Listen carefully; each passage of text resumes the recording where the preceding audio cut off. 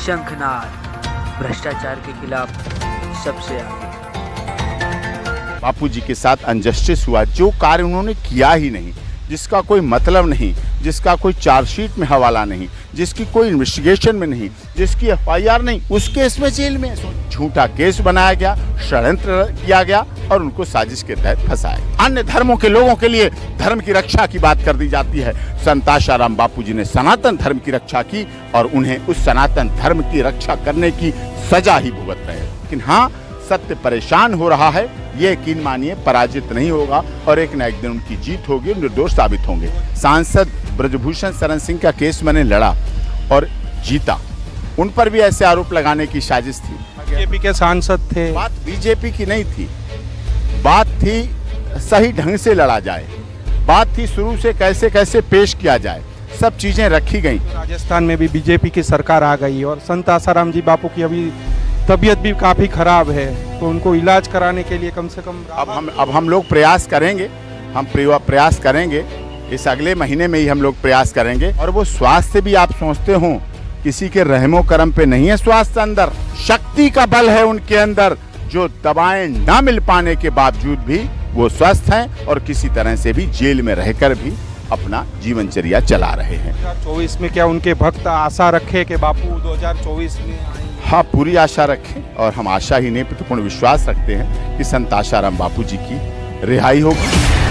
षड्यंत्र तो हुआ है, अभी आप चैनल पे मत खुलवाइए, षड्यंत्र तो हुआ है और षड्यंत्र से आज भी चल रहा है।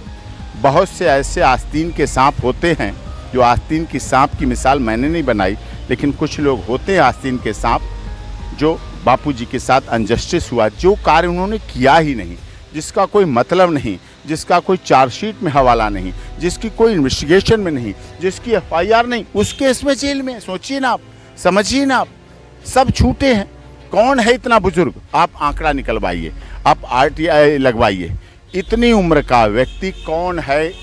गुवाहाटी से चौपाटी, कन्याकुमारी से कश्मीर तक जेलों में कोई नहीं मिलेगा आपको। एक लड़की ने आरोप लगाया आसाराम जी बापू के समर्थन में, लाखों महिला है लेकिन कोई सुन नहीं रहा, नहीं न्यायपालिका सुन रही है, नहीं सरकार सुन रही है। इस देश में महिलाओं के लिए तो है महिला आयोग है, महिला हेल्पलाइन है, महिला हेल्प डेस्क है, महिला थाना है, महिला के लिए फास्ट ट्रैक कोर्ट है, महिला के लिए स्पेशल फास्ट ट्रैक कोर्ट है। पुरुष के लिए है नहीं, पुरुष आयोग नहीं है, पुरुष हेल्पलाइन नहीं है, पुरुष के लिए हेल्प डेस्क नहीं है, पुरुष के लिए थाना नहीं है, पुरुष के लिए मंत्रालय नहीं है, पुरुष के लिए तो कुछ है नहीं, पुरुष के लिए भी होना चाहिए। सांसद ब्रजभूषण शरण सिंह का केस मैंने लड़ा और जीता, उन पर भी ऐसे आरोप लगाने की साजिश थी। उन पर भी संत आशाराम बापू जी के केस में जो माइनर का कहा गया, वो माइनर ही नहीं थी। हमारे पास डॉक्यूमेंट उपलब्ध हैं, उसका LIC का डॉक्यूमेंट है, उसमें वो मेजर है। तो ऐसा नहीं हो सकता रिपोर्ट कराने जाते समय वो माइनर हो जाए और उससे पहले वो मेजर थी, ऐसा नहीं हुआ। लेकिन सच्चाई है कि ना वो माइनर थी, झूठा केस बनाया गया, षड्यंत्र किया गया और उनको साजिश के तहत फंसाया गया। तो क्यों न्यायपालिका नहीं सुन रही है? अब कुछ ना कुछ तो वही बात कहना पड़ रहा है, कुछ ना कुछ तो मजबूरियां रही होंगी। अगर वो बेवफा हुए हैं, अगर कुछ ना कुछ हो रहा है तो कुछ ना कुछ तो कारण रहे होंगे, कुछ ना कुछ तो बात है जो नहीं सुन पा रहे। औरों केसों में तो सुना जाता है, सांसद ब्रजभूषण के में सुना गया, आप लोगों ने देखा, समझा गया। बीजेपी के सांसद थे। बात बीजेपी की नहीं थी, बात थी सही ढंग से लड़ा जाए, बात थी शुरू से कैसे कैसे पेश किया जाए, सब चीजें रखी गई। और आज देखिए, हमारा WFI की बात थी, जो रेसलिंग फेडरेशन ऑफ इंडिया की बात थी, हम जीते हैं, हमारा कैंडिडेट जीता है, संजय सिंह जीते हैं। जो लोग कहते थे ना WFI पर कब्जा है, कब्जा नहीं है। हम लोकतंत्र में विश्वास रखते हैं और लोकतंत्र के अनुसार जीतते हैं और सत्य परेशान हो सकता है, पराजित नहीं हो सकता। राजस्थान में भी बीजेपी की सरकार आ गई और संत आसाराम जी बापू की अभी तबीयत भी काफी खराब है, तो उनको इलाज कराने के लिए कम से कम अब हम लोग प्रयास करेंगे, प्रयास करेंगे, इस अगले महीने में ही हम लोग प्रयास करेंगे और हमारा प्रयास होगा कि संत आशाराम बापू जी लोगों के बीच आए। उनका जीवन किस लिए है? क्या उन्हें फैक्ट्री चलानी है? क्या उन्हें व्यापार करना है? क्या उन्हें सांसद बनना है? क्या उन्हें मुख्यमंत्री बनना है? नहीं। अगर बापूजी को ये सब कुछ बनना होता, बहुत पहले के राज्यसभा सांसद, केंद्रीय मंत्री और इंडस्ट्रियलिस्ट और उद्योगपति और व्यापारी बन चुके होते। उन्हें उद्योग नहीं चलाना, उन्हें जनता की भलाई करना, उन्हें आम जनता के हित के लिए काम करना है, उन्हें सनातन की रक्षा के लिए काम करना है, उन्हें भाई बहन के प्यार को दिखाना है, उन्हें ब्रह्मचर्य को सिखाना है, उन्हें गुरुकुल चलाना है, उन्हें नशा मुक्त समाज बनाना है, उन्हें दहेज रहित शादियां करानी है, उन्हें एक अच्छा समाज बनाना है। उन्होंने एक समाज निर्माण का काम किया है। इन पदों पर बैठने के लिए उनके पास, जब सोचिए ना, जब देश के प्रधानमंत्री जैसे लोग सत्संग सुनने जा रहे हों, कोई ऐसा राज्य नहीं बचा था जहाँ के मुख्यमंत्री जाते ना हो बापूजी की कथा में, कोई केंद्रीय मंत्री नहीं बसता था जहाँ जाते ना हो, कोई महामहिम गवर्नर साहब नहीं बसते थे जो बापूजी की कथा में नहीं जाते थे। IAS IPS की तो बात ही छोड़ दीजिए, सब पहुंचते थे, क्योंकि उन्होंने सनातन की बात की, उन्होंने हिंदुत्व की बात की, उन्होंने सनातन धर्म की रक्षा की बात की, उन्होंने राम की बात की, उन्होंने लक्ष्मण भरत शत्रुघ्न की बात की, उन्होंने गीता रामायण वेद पुराण उपनिषद की बात की, उन्होंने सत्य की बात की। लेकिन हाँ,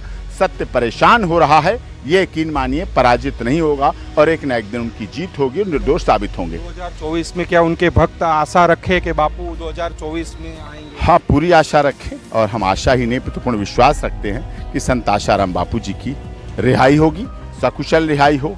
और वो स्वास्थ्य भी आप सोचते हो किसी के रहमो करम पे नहीं है स्वास्थ्य अंदर, लोग आश्चर्यचकित माने, वो उनके अपने अंदर की आत्म बल है, भक्ति का बल है, योग का बल है, ज्ञान का बल है, शक्ति का बल है उनके अंदर, जो दवाएं ना मिल पाने के बावजूद भी वो स्वस्थ हैं और किसी तरह से भी जेल में रहकर भी अपना जीवनचर्या चला रहे हैं और सुधार ला रहे हैं। कितने हमारे पास रिलीज होके आते हैं, जोधपुर से बेल कराते हैं हम यहाँ से, जो जोधपुर जेल में हैं, आते हैं सुप्रीम कोर्ट, कहते नहीं बापूजी ने तो जेल को जेल धाम बना दिया, वहां तो हम सत्संग सुनते हैं, हमें बाहर से अंदर अच्छा लगता था। सोचिए ऐसा कौन संत है दुनिया में जो जेल को धाम बना दे।